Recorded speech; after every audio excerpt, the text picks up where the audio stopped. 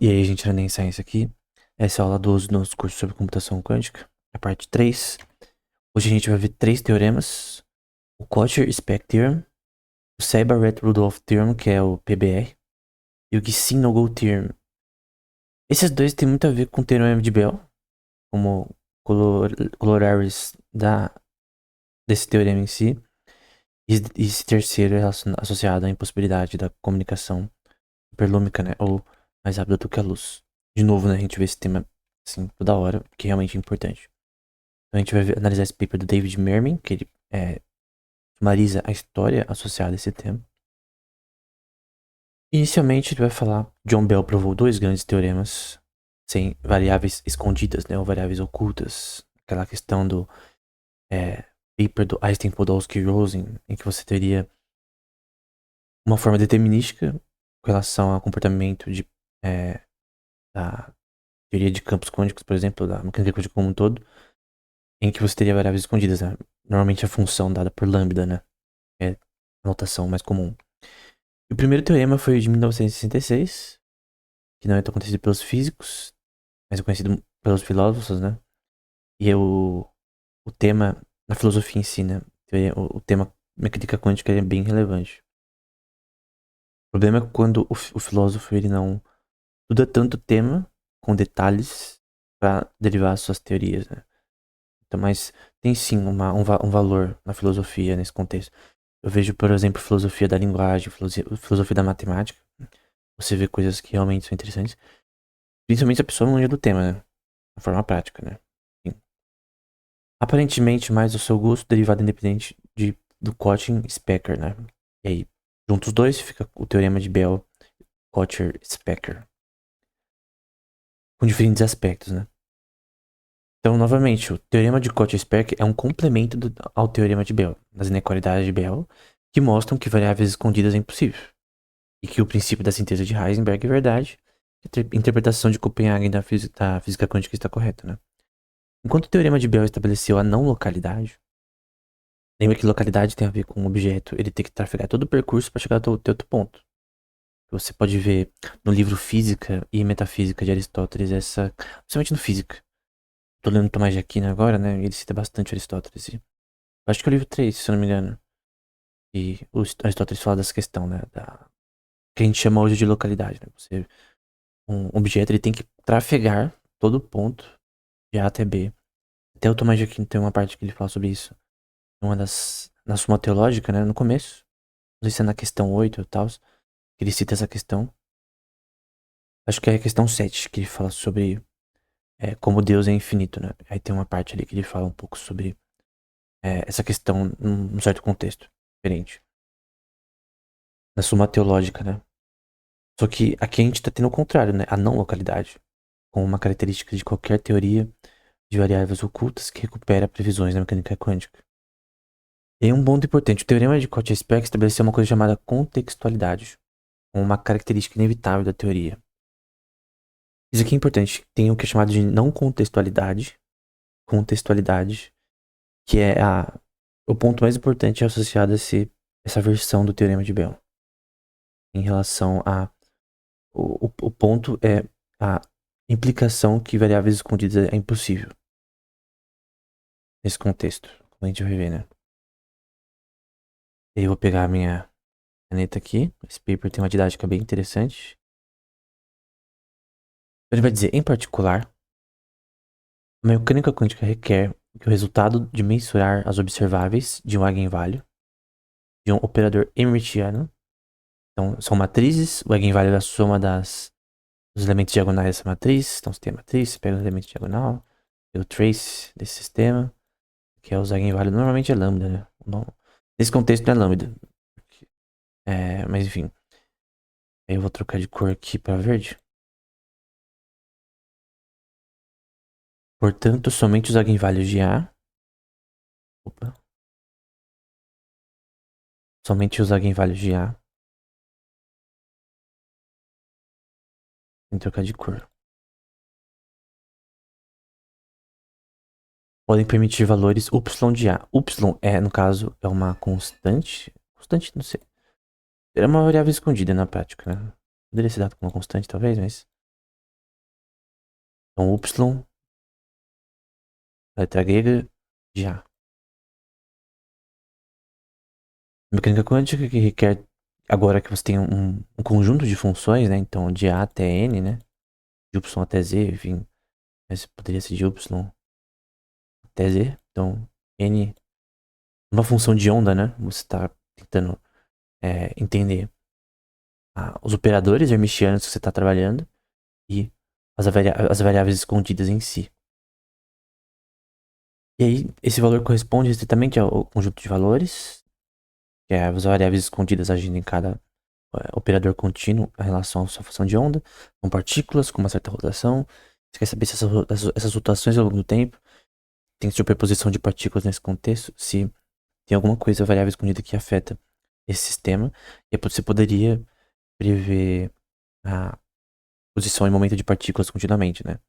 Posição e momento da partícula. Aí ele denota uma função em que você teria todas essas variáveis escondidas. É simples. Aí vai falar, satisfazendo a comutação mútua desses observáveis, que é o- os seus operadores em si. A função de onda, você está tentando entender o que está acontecendo nela. Qual os spin das partículas. Os observáveis é a soma disso daí. Normalmente é colocado como O1 até o N. Então, é o número de observáveis que você está analisando. Macroscopicamente, né? E segue um set mutual de observáveis comutativos que satisfaz a equação 1, que eu acho que a gente viu aqui. Que é essa função vai ser igual a zero, que está comuta. Tem uma relação simétrica aí. E finalmente essa função aqui. Uma função completa em relação a... assim, isso aqui é uma descrição das variáveis escondidas. Então, se existissem variáveis escondidas, possivelmente, como que a gente representaria matematicamente? Então, essa é uma forma. A forma que... Um dos teoremas de Bell é em relação à definição das variáveis escondidas. Uma coisa que a gente viu anteriormente é a prova de Von-Neumann. A gente viu um artigo que fala que a prova de Von-Neumann não é tão ruim quanto as pessoas dizem. Isso daqui é da mesma opinião do Bell. A prova do Von-Neumann é uma prova ruim, que sobreviveu muitos anos sem mostrar que era ruim. Então ele vai dizer aqui, né, um pouco de história, né? Por isso que esse paper é interessante, né? Porque fala bastante sobre coisas que a gente não tem como ter acesso sem ter vivido aquela época, né? Ele tá dizendo aqui, muitas gerações de estudantes de pós-graduação poderiam ter sido tentadas a tentar construir teorias de variáveis escondidas, né? Foram forçadas à submissão pela afirmação de que von Neumann, em 1932, havia provado que isso não poderia ser feito. Então, isso é uma coisa muito comum. Tô até vendo tô fazendo um curso do Ronald, acho que é Ronald Nash, Ronald H. Nash, Biblical Training, que é sobre apologética, né? E tem uma parte que ele fala sobre isso, como às vezes as pessoas seguem o professor de forma cega, né? Então, eu mesmo, você tá vendo os cursos que eu dou no canal, os vídeos, você tem que questionar, ler os artigos, de repente ver se a informação é correta, você tem que questionar sempre. Você tem que sempre ver é, todos os lados de uma história, né? Eu lembro, por exemplo, de uma pesquisa que eu fiz para um livro com relação à teoria da consciência sobre Reward, é, Reward Deficiency Syndrome, ou síndrome de deficiência de recompensas dopaminérgicas ali em parte da basal ganglia, né? Cara, eu li um número expressivo de artigos nesse tema e você via que, principalmente recentemente, com os artigos do passado nesse tema, tem muita divergência. E ao ponto que não tem um ponto fixo em relação a esse tema. Então você tem que ver várias opiniões, porque se você só vê uma opinião, você vai ficar. Defende uma opinião que talvez esteja errada. Você tem que avaliar qual que tá certa. Aqui é a mesma coisa. A explicação que vai ser dada aqui é realmente que a questão de von Neumann, que variáveis escondidas era impossível, embora seja impossível, era no mínimo ruim, né? Alguns anos depois, uma mulher, né, chamada Gret Hermann, em 1935, apontou uma deficiência gritante em seu argumento de von Neumann, né? Mas ela parece ter sido totalmente ignorada, né? Então ela tem uma referência aqui, paper, em que essa pessoa que falou, essa moça, né? que colocou como o aumento de von Neumann ruim. Todos continuaram citando a prova de von Neumann como se fosse rigorosa, né? Passou-se um terço de século antes que John Bell, em 1966, descobrisse o fato de que a prova de von Neumann sem variáveis escondidas era baseada numa superposição. Podia ser descrita como foolish. E a gente já viu anteriormente que foi numa entrevista a uma revista que ele falou isso, né? Que essa prova de von Neumann é tola, né? Não faz sentido. O termo também é silly, que ele usa nesse paper. Que é tolo também, né? Foolish, silly. Silly eu acho que tá pior que foolish. Porque foolish é um termo um pouquinho mais pesado, mas silly é meio que tipo algo de criança, sabe? Tipo, uma coisa idiota, né? Enfim. E ele explica de uma forma até muito mais clara a prova de von Neumann, né? Que os outros papers que a gente viu. Então a gente tem aqui uma conjunto de equações em que você tem que A e B comutam e o valor assinado para eles é C igual a A mais B. Aí você tem as variáveis escondidas, né, de C, A e B em cada conjunto, né, C sendo macroscópico e A em cada parâmetro. Lembro que o Y as variáveis escondidas em si, de cada operador hermitiano, matricial nesse contexto. E você tem uma identidade, né, comutativa aqui. Eu ia falar, a noção silly, né, idiota talvez, né, tola, de von Neumann, era impor uma condição das variáveis escondidas, mesmo quando A e B não comutam. Esse é o problema. Então, mesmo quando isso não essa relação não é verdadeira, mesmo quando você não tem operadores comutando entre si, você teria uma teoria de variáveis escondidas, né? E ele continua, né? Quando A e B não comutam, eles não teriam eigenvalhos simultâneos. Então eles não poderiam ser mensurados simultaneamente. E aí não haveria nenhuma base para impor tal requerimento. Então você está falando sobre entanglement, né? Partículas entrelaçadas. E você está tentando medir questões relacionadas ao princípio de Heisenberg. Então você tem que ter medições simultâneas. Então o Neumann, tendo isso em mente, vai dizer, né, nesse contexto, né? Para cada estado, a mecânica que a gente requer, seja ou não que os operadores comutem, essa função aqui, em que aqui são os operadores, φ representa macroscopicamente a função de onda, você tem a coleção desses estados, mas requer que, no contexto das variáveis escondidas, que eu vou até trocar de cor, para ficar mais simples, no contexto das variáveis escondidas, que é isso aqui, cada sistema individual agrupado, né, em Sable, tem que ter essa relação para impor, caso por caso, insuficiente, mas uma condição não necessariamente necessária, né?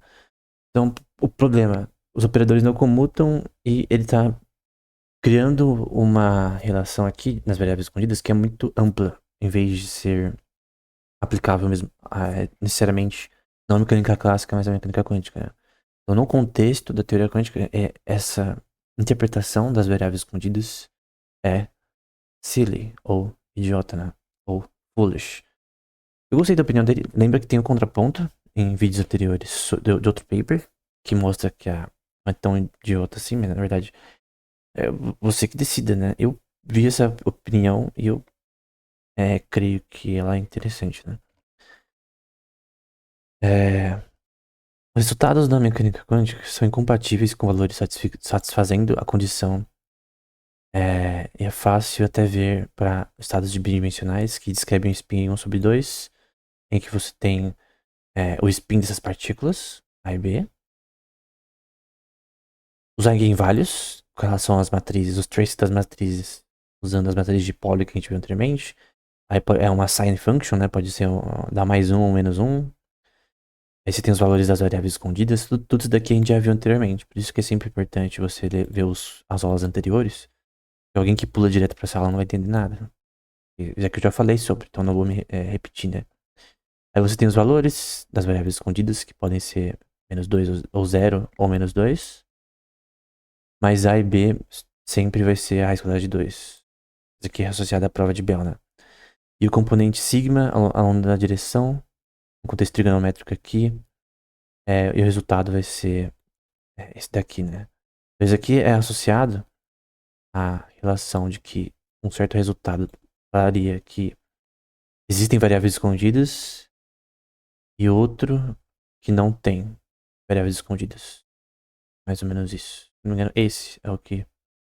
Lembrando de cor, né? Esse daqui é o que diz que não existiriam variáveis escondidas. E aí, um valor menor que isso não seria. Não teria.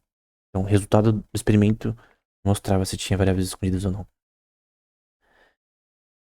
E aí tem a proposta de Bell. Em um sistema de duas dimensões, cada estado é um eigenstate, que contém eigenvalues, contendo as questões da rotação das partículas, que é o sigma n aqui. Isso aqui lembra da aula do Bell? Ele fala sobre isso daí, né? Você tem, por exemplo, é o contrário, mas não importa. Você tem um vetor associado à partícula e a rotação dela, que pode ser para cima, para baixo, não importa. Aqui você tem, por exemplo, as condições de rotação. E você tem a zero também adicionada aqui. E acho que ela é em repouso, né? Não. Onde a zero é a scalar dessa função. E um vetor tridimensional. É um spin tridimensional que a gente está lidando, né? E um conjunto de observáveis que comutam. Esse ponto é importante, né? Que a prova de Von Neumann diz que não precisa comutar. Com vetores A, B e C em paralelo. Você tem um conjunto de vetores. Então você tem B, em que você vai ter B0 mais B sigma. Aí o Bell coloca sigma 2, por exemplo. Você pode fazer C igual a C0 mais C sigma 3, enfim. Não importa. E aí esse valor vai ter vai ser uma signed function. Pode ser mais A ou menos A. Dependendo da rotação. Vamos supor que seja assim ou assim. E por isso esse valor. Você tem um scalar em relação a essa função. Vamos supor que esse daqui é scalar. E aí, você vai ter uma mensuração simultânea, feita do Von Neumann que não precisa. Não comuta e a mensuração não é simultânea. Aqui tudo comuta e é simultâneo, essa medição experimental. Então você tem ela simultânea, todas as observáveis comutam. E aí você tem uma sign function que pode dar mais ou menos 1 nesse contexto. E no caso você quer pegar essa observável, pegar dois valores e ver a distribuição de estados para você tentar entender essa função de onda corretamente, né? No fim você quer medir no experimento se Bohr estava certo ou Einstein, né? Então essa função denota essa questão. Tudo que a gente já viu até agora. E a próxima parte, aqui você tem uma regra que faz tudo, dado uma partícula individual no sistema, conjunto, com estados que podem estar com uma rotação específica, pegue uma unidade randômica de vetor e dê observáveis a elas, né? E aqui no caso é associado a variáveis escondidas, né? Você tem um conjunto de variáveis escondidas, age sobre operadores, e você tem uma sign function, se m mais n vezes a, que é o operador de um vetor, né? Igual a zero, e no caso se for o contrário, né? Então vamos porque aqui a rotação para cima e aqui para baixo. Então vou colocar plus aqui, vou colocar aqui para baixo.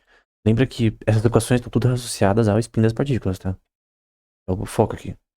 O ponto de todo o entanglement, né? Relacionamento quântico e o que a física quântica estaria errada, né? É se a rotação que você mede numa partícula entrelaçada com outra A e B, quando você mede uma para cima e a outra tá para baixo, se é não local, né? É instantâneo, de certa forma, né? E aí ele descreve essa parte aqui, toda essa parte aqui, que a gente já viu. Essa equação, que é basicamente uma integral, soma. Aqui são as variáveis escondidas. Aqui são os operadores.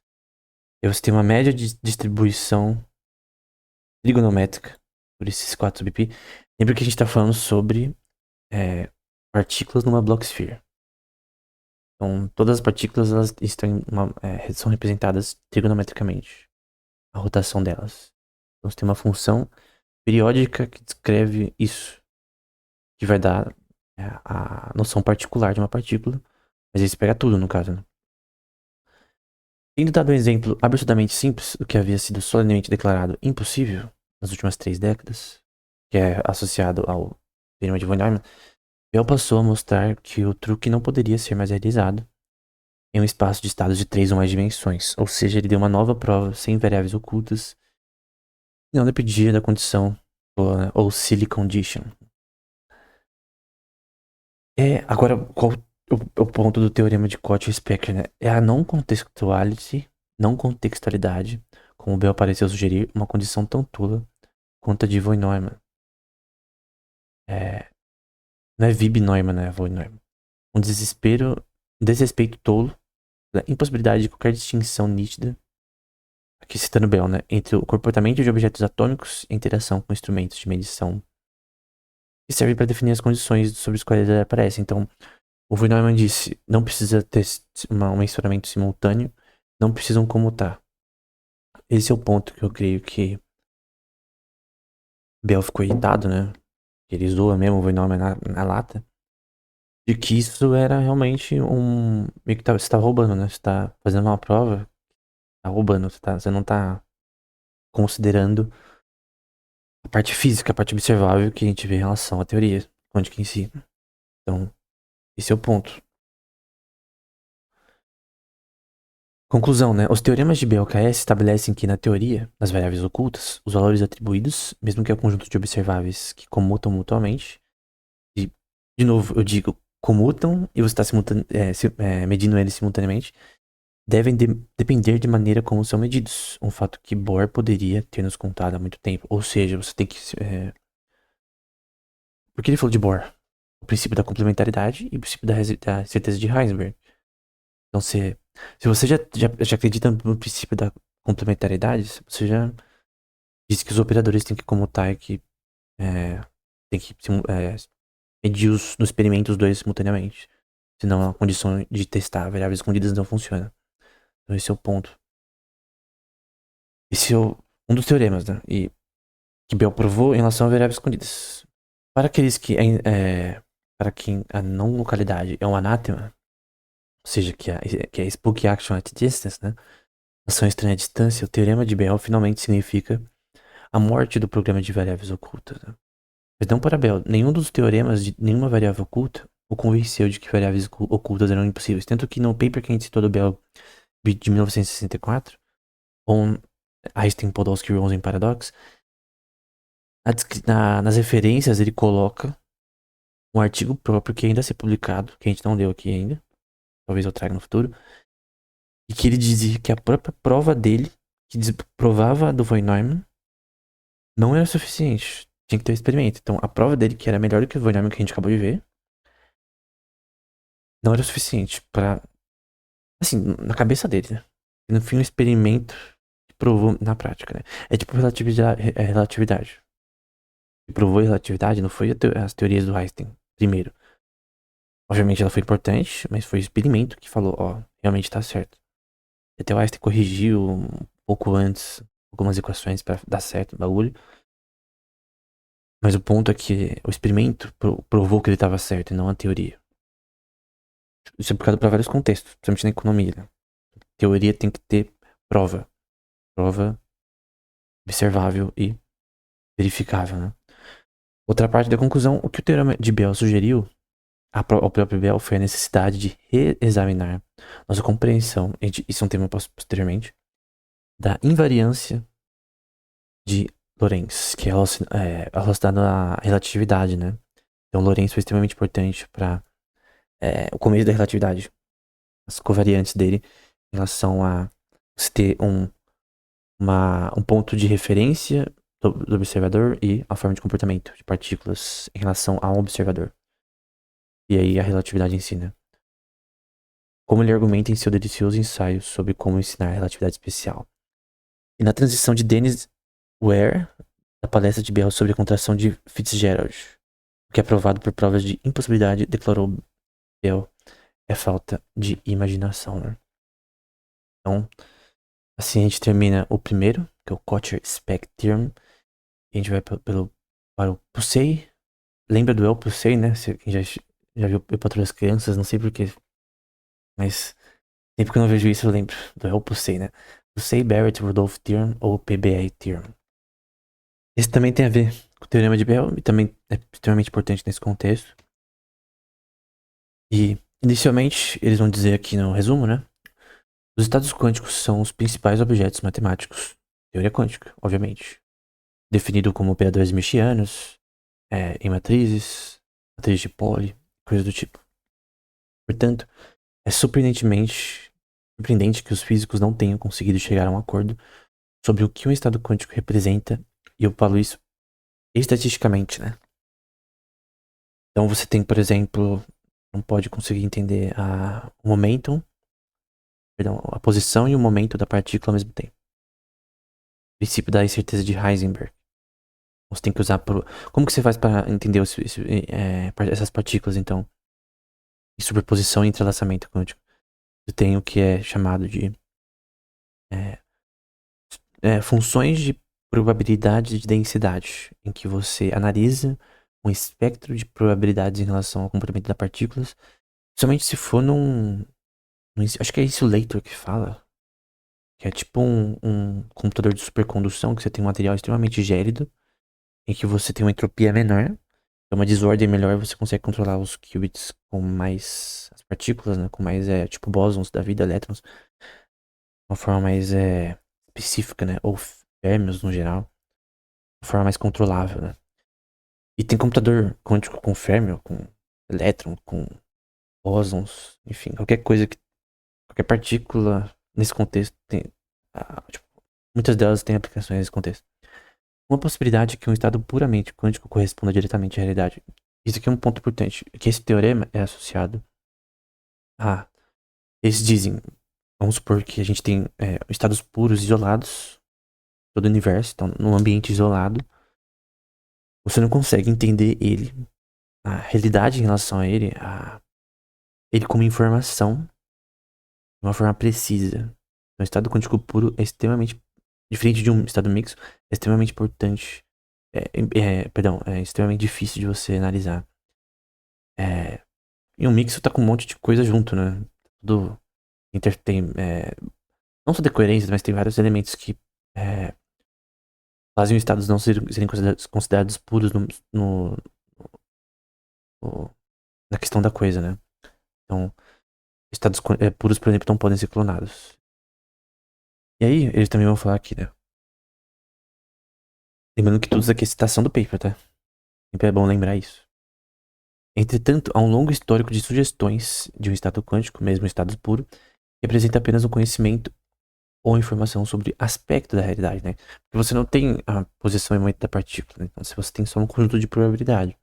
Então, a questão é, a gente pode representar de forma informação quântica da mesma maneira que informação clássica? Na teoria da informação quântica, a gente pode representar isso como informação de fato?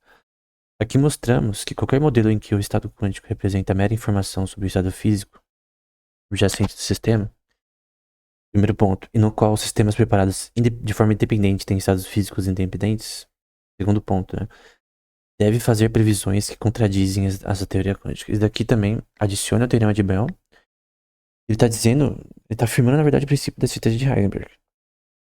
Então, eu não consigo ter uma informação completa do estado quântico, assim como posso ter é, de uma um conjunto de partículas trafegando numa questão totalmente relativística. Não partículas, movimento de partículas, por exemplo. Posso representar até com Lagrangiano. Essa foi a primeira aula. Você lembra da primeira aula sobre a aplicação do Lagrangiano, que é uma teoria da mecânica clássica para física quântica? É uma questão macroscópica. É teoria de campos que tem aplicação. Aqui a gente tá falando sobre estados puros que estão isolados. Tá falando de partículas, movimentação de partículas, equação de Schrödinger e coisas do tipo. Então, tem coisas na química clássica que são aplicadas à quântica, como já a primeira aula do curso, o Lagrangiano de Dirac. Enfim. Porque o ponto é que a informação na física clássica é diferente da quântica. Esse é o ponto desse teorema, né? Mas o nosso presente mecânica quântico, né? Nossa questão nesse setor, né? Normalmente não é puramente epistemológico, né? É somente verdade, né? É uma mistura peculiar que descreve, em parte, realidades da natureza. Em parte, informações humanas incompletas sobre a natureza, tudo misturado. E até uma. Aqui ele tá citando um cara, né? Que não lembro o nome, mas. Por um omelete de Heisenberg e Bohr. Ninguém viu como desembaralhar, né? O princípio da certeza de Heisenberg e o princípio da complementaridade, os dois juntos. Que os dois se unem, né? E da complementaridade muda a questão da relação na física, né? Em si. Vou citar novamente o princípio da complementaridade de Bohr. Bohr fala também sobre o princípio da complementaridade, que está associado ao princípio da certeza de Heisenberg. Ele quer dizer que, embora o espaço-tempo, primeiro ponto, e leis da conservação de energia e massa são uma coisa só na mecânica clássica, na quântica esses dois complementam um ao outro. Significa que eles são relacionados, mas não podem ser explicados com absoluta certeza conjuntamente. E esse princípio da complementaridade está totalmente atrelado ao teorema PBR.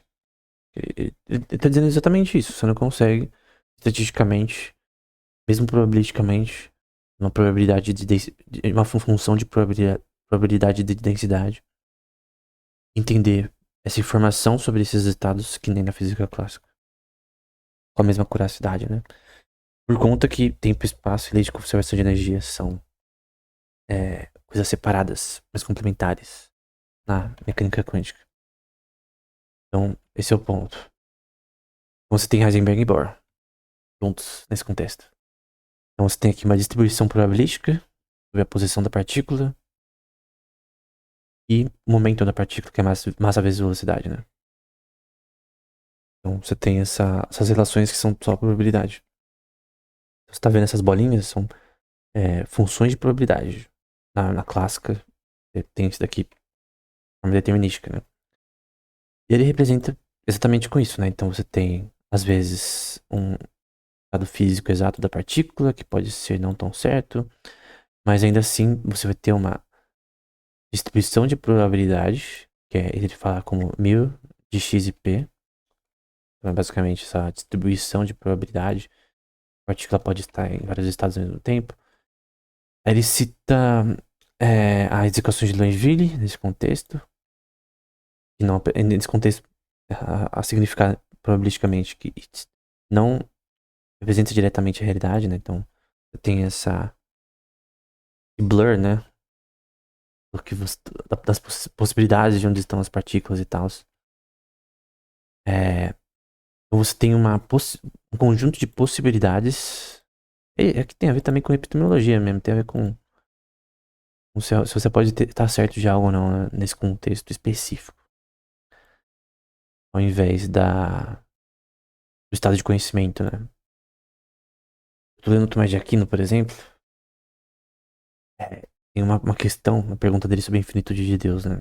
E uma coisa que é clara é que, nesse contexto específico, eu tô indo para teologia e filosofia ao mesmo tempo. Que pro ser humano, obviamente, essa é uma realidade, né? Não consegue saber a posição, o momento da partícula ao mesmo tempo, né? Momento. Então, vamos colocar aqui um negócio assim. Porém, do ponto de vista teológico, né? Por Deus ser onisciente, ele tem que saber. Então, Deus, ele talvez seja o único ser que saiba. Vou colocar aqui uma coisa, uma nomina sacra aqui. O único que saiba, né? Ele tem que saber, na verdade, o estado da partícula de forma determinística. Então, do ponto de vista teológico, filosófico, Por mais que pra nós, do ponto de vista do ser humano, seja indeterminístico, né? Não determinístico. Deus, no caso, obviamente, Deus sabe a posição e momento da partícula ao mesmo tempo, né? Enfim, só um adendo. Do ponto de vista epistemológico do ser humano, isso é impossível. Visualmente, você tem essas distribuições de probabilidade, né? Então, vai falar que é a definição da propriedade física, que é ilustrada. Aí você tem uma parte, uma seção que você tem uma junção entre os dois, né? Tem as duas funções de probabilidade. Em que lambda é um estado físico. E aí você tem um overlap dessa região aqui, né? Que as duas se juntam. Eles vão dizer aqui, né? Nosso principal resultado para estados quânticos distintos psi de 1 e psi 0, se as distribuições de probabilidade μ0 de lambda e μ1 de lambda, elas criam um overlap, né? Elas se juntam, né? As duas distribuições. E vão mudar de cor. Em delta, essa interseção suporta que não tenha um valor sendo zero, né? Então, a teoria é uma contradição das predições da teoria quântica. E ele tá falando sobre a teoria das variáveis escondidas, tá? Vamos pôr aqui hidden variables. Hidden e variables. Pronto. E aí vamos pra vermelho. O roxo, né? Vamos mudar a cor um pouco. Nós apresentamos uma simples versão do argumento que funciona para essa função sendo dividida por raiz quadrada de 2 e se estende arbitrariamente para esses estados, né? Em conclusão, eles vão dizer, né? Nós apresentamos um no-go theorem, ou seja, uma impossibilidade, que mostra que modelos em que o estado quântico é interpretado como mera informação sobre o estado físico objetivo de um sistema não podem reproduzir as previsões da teoria quântica. Ou seja, ponto de vista visual aqui, você não consegue saber o momento, posição da partícula ao mesmo tempo, princípio da síntese de Heisenberg. Espaço-tempo e leis da conservação de energia são coisas separadas na física quântica. Complementam ao outro. Esses 10 pontos dizem que epistemologicamente você não consegue definir da mesma forma acurada informação do ponto de vista clássico e do ponto de vista, por exemplo, do ponto de vista relativístico clássico, do ponto de vista quântico, né? Em relação ao ponto de vista quântico. Então, na clássica, você consegue ter uma informação completa, então posse completa. Na quântica, uma informação em bits que é incompleta. Enfim, eu acho que é isso. A informação é incompleta. Sempre. Por conta do princípio da síntese de Heisenberg e o de Bohr lá. O resultado está no mesmo espírito que o teorema de Bell. Isso mesmo? É. Que afirma que nenhuma teoria local poderia reproduzir as previsões da teoria quântica. É só um adendo para a teoria de Bell. Em um sistema isolado no estado puro, tá? É a condição nesse sistema. Ambos os teoremas precisam assumir que o sistema de um estado físico objetivo lambda, que é as variáveis escondidas, tal que as probabilidades para os resultados de medição dependem apenas de lambda.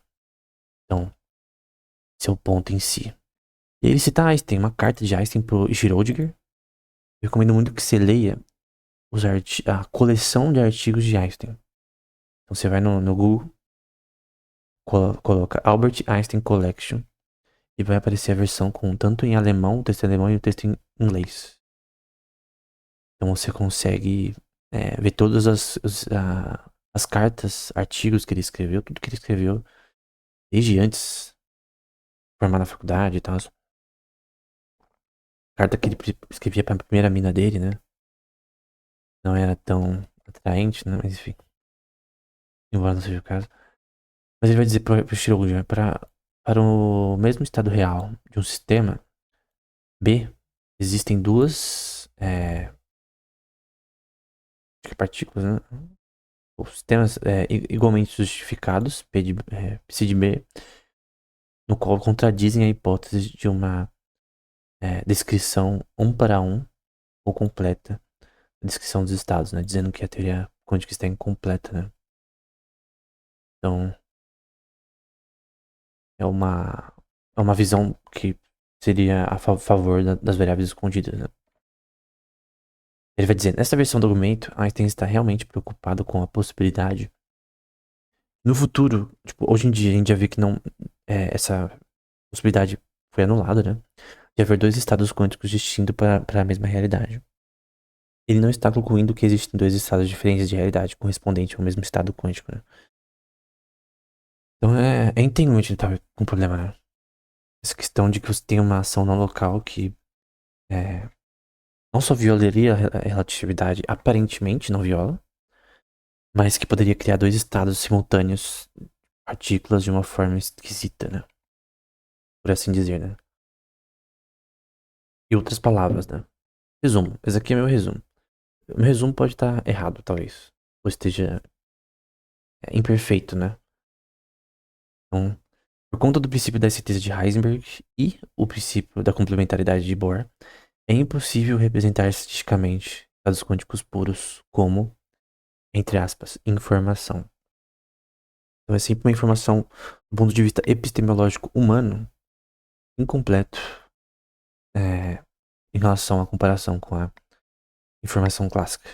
Então, na teoria da informação quântica, você tem informação, essa questão, esse teorema PBR, diz que informação em estados quânticos puros não podem ser coletada com acuracidade estatisticamente.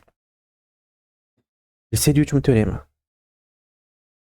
A gente termina essa aula. Eu descobri esse teorema, na verdade, em outro paper que eu ia citar, mas talvez eu use ele posteriormente, que é sobre no-go theorems.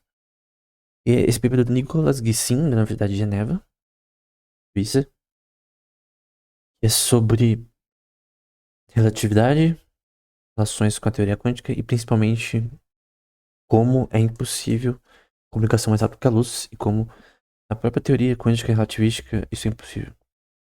Ele vai dizer, né? Resumo. Local variables ou variáveis locais não podem descrever as correlações quânticas observadas em testes da desigualdade de Bell. Então, variáveis escondidas são impossíveis. Da mesma forma, mostramos que variáveis não locais determinísticas. Aqui, ó o ponto aqui. Isso aqui você tem que lembrar. Ele está falando sobre variáveis não locais. De Bell são locais. Variáveis não locais. Ou seja, non-local. Um pouquinho non-local. Hidden variables. Então são variáveis não locais. Determinísticas, ou seja, teria alguma função lambda não local. Colocar um n de não local. Em vez de um lambda comum, em que você tem local, né? Vamos colocar L. Você teria um lambda não local, em que você poderia prever a posição em partícula simultaneamente das partículas. Porque ele vai falar que não podem descrever as correlações quânticas de uma forma relativística invariante na ordem temporal, né? Então a gente vai ver isso aí rapidamente. Nesta comunicação rápida, pergunto se as extensões variáveis não locais para a teoria quântica poderiam ser covariantes no sentido de previsões relativísticas invariantes na ordem temporal, né? Isso é relevante para dizer se seria possível ter comunicação mais rápida do que a luz ou não. Ou seja, invariantes sob um aumento de velocidade que altera a ordem temporal dos eventos, né? E permitiria comunicação mais rápida do que a luz, né? Esse é o ponto, né? Você tem na questão da relatividade, como a gente vai ver posteriormente, se tem aspectos que permitem, em questões no locais, você tanto ter comunicação mais rápida do que a luz, mas principalmente você ter variáveis escondidas no locais, né? Não local hidden variables, né? Talvez tenham pessoas que acreditam nisso ainda, em variáveis escondidas não locais. Talvez tenham. Então, nem todo mundo aceita o teorema de Bell. Necessariamente, né? Sempre tem. O que é bom, né? É sempre bom ver outras opiniões, né? Mas enfim. Definição aqui do ChatGPT com variância na relatividade, né? Porque foi uma É uma explicação bem feita aqui. Na física, particularmente na relatividade, covariância se refere ao princípio de que a forma matemática das leis da física, questões, por exemplo, como conservação de energia e massa, coisa do tipo, simetria, no contexto do grupo de Poincaré, a atividade está tudo no contexto do grupo de Lorentz, Minkowski e grupo de Poincaré. O de Lorentz que tem a ver com as equações de Lorentz. O de Minkowski que tem a ver com Minkowski Space, que você define matricialmente o espaço-tempo em 4 dimensões. E desde o grupo de Poincaré que tem a ver com as translações e movimentações, que você pode representar com domínios complexos do comportamento da partícula. Né? Em resumo, o grupo de Poincaré tem a ver com objetos matemáticos que são úteis para a relatividade. Né? Isso significa que as equações que descrevem fenômenos físicos permanecem consistentes independente do movimento do observador. Ou seja, você tem uma relatividade em relação ao observador, em relação à posição e a referência em relação ao objeto e observador.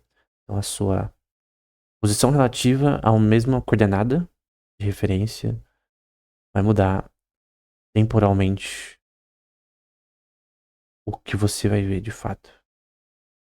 A melhor explicação disso é usando buracos negros, né? Mas eu não vou fazer isso aqui. Principalmente do Susskind, né? O Susskind explicando isso e Roger Penrose é muito bom. Tem essa imagem de um paper aqui embaixo que fala sobre covariância quântico-relativística, né? Aqui eu não devia tirar o NA, né? Mas vou até tirar aqui só pra ficar certo.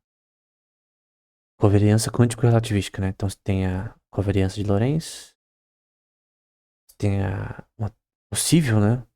Combinação da mecânica quântica com relatividade especial, que é relacionada a partículas, né? A relatividade geral é para coisas grandes, a especial para coisas pequenas, como partículas.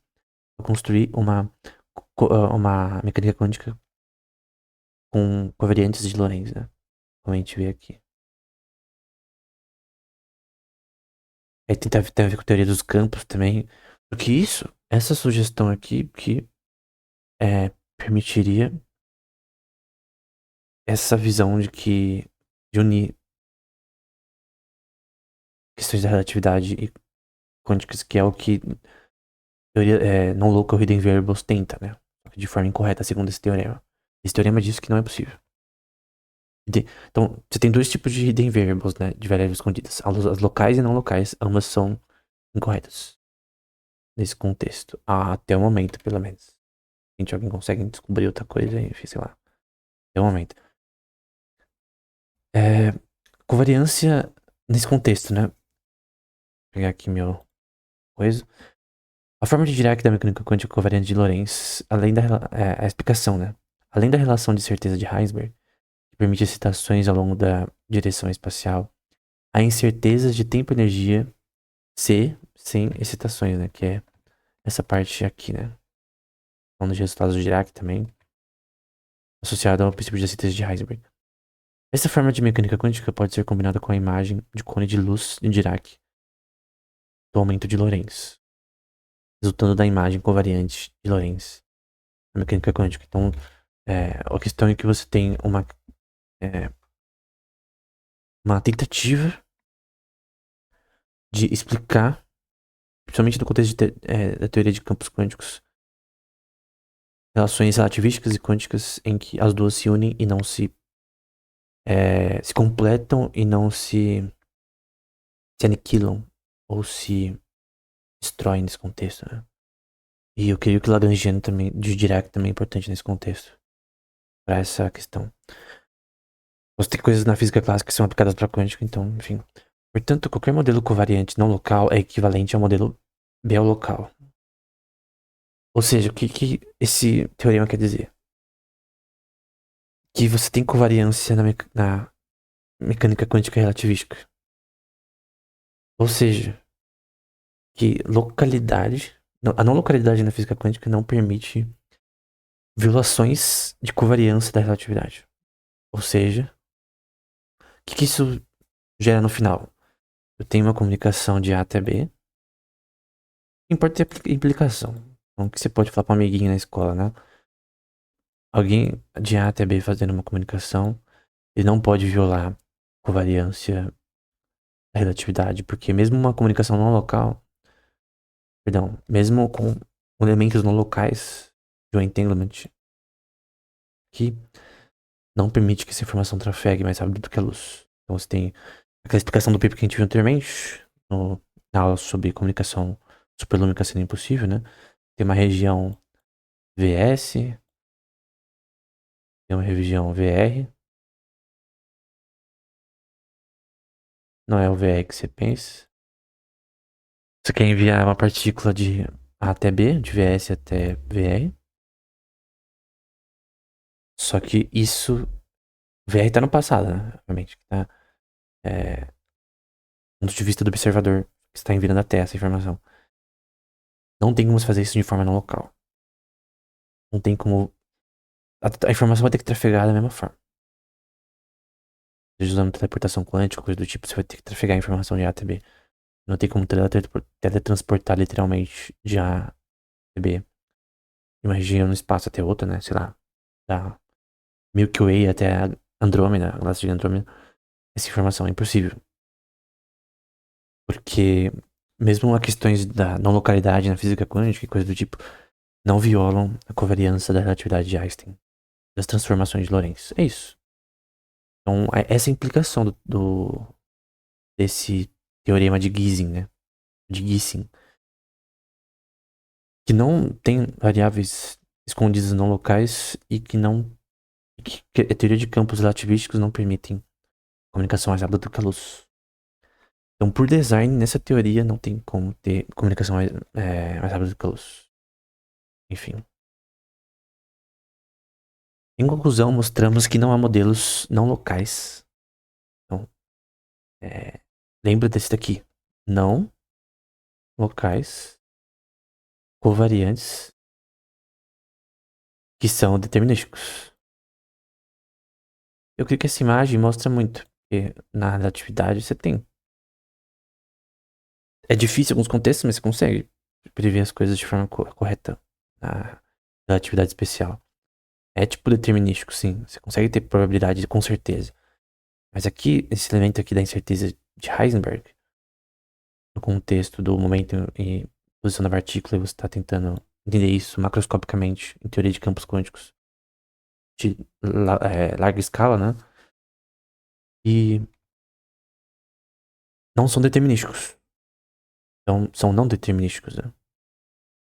Não, perdão, nem é determinístico, nem indeterminístico, porque variáveis escondidas não locais não existem. Então, mas todo esse ponto não tem como. Epistemologicamente, humanamente, é impossível representar a informação ou com a curiosidade e violar questões da relatividade usando computação quântica. Mas pode falar, por que isso é importante? Cara, isso é importante, cara. Tô falando contra comunicação superlúmica e contra variáveis escondidas, não locais. Porque, por exemplo, você quer avançar nesse tema de computação quântica. Uma empresa, por exemplo. E você tá tendo pessoas fazendo pesquisa sobre comunicação mais rápida do que a luz, porque seria muito útil para ter uma internet mais rápida. Então você teria um tráfego de internet mais rápido. Qual a implicação da comunicação mais rápida do que a luz? Você consegue ter uma internet mais rápida. Conseguiria ter uma conta internet, né? Visando que daria certo esse negócio no futuro. Criando Quantum RAN, resolvendo problemas de coerência. Ter uma internet muito mais rápida. Então isso seria muito bom para empresas de comunicação, de internet. Governos investindo nisso. Porque é impossível. O fato de que você não pode comunicar mais rápido do que a luz seria uma violação da relatividade e teorias quântico-relativísticas, pelo menos atuais, significa que você não pode fazer comunicação mais rápida do que a luz. Se você pudesse, você teria uma internet mais rápida. Eu usei o exemplo do Call of Duty, ou mensagens de WhatsApp, ou até, tipo, você fazer questões associadas a uma coisa chamada. Esqueci o nome. Mas é no mercado de investimentos, de você ter algoritmos, né, pra realizar transações de uma velocidade extremamente rápida, porque na velocidade da luz, quando você usa fibra, né, uma vivo fibra da vida, fibra óptica. Você tem algo mais rápido do que a luz não local? Cara, você faria. Seria instantâneo. E nesse contexto de algoritmos no mercado financeiro para transações, isso teria um impacto bem grande, cara. Porque quem tivesse uma forma de comunicação de internet não local ia conseguir é, fazer transações instantâneas e conseguir vantagem no mercado financeiro.